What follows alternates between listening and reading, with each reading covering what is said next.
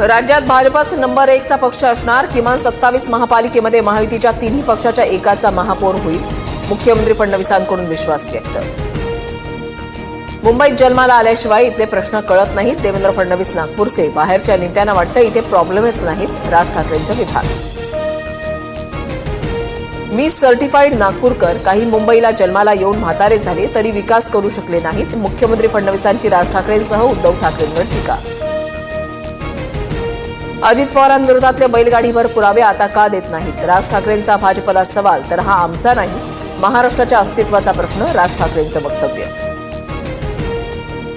जिल्हा परिषद निवडणुकीनंतर दोन्ही राष्ट्रवादी एकत्र येण्याबाबत विचार करू. TV9 मराठीच्या मुलाखतीमध्ये अजित पवारांचं भाकीत.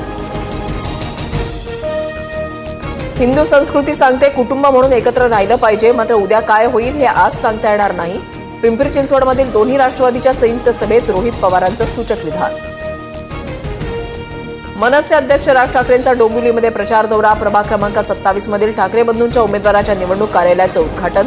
तर ठाण्यातही राज ठाकरेंकडून शाखांना भेटी.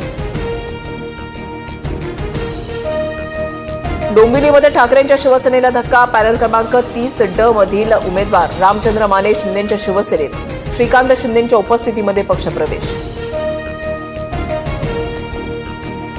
नवी मुंबईत भाजपकडून जाहीरनामा प्रसिद्ध. पुढील 20 वर्ष घरपट्टी वाढवणार नाही. मंत्री गणेश नाईकांचं मतदारांना आश्वासन. भाजपचाच महापौर बसणार असा विश्वास व्यक्त.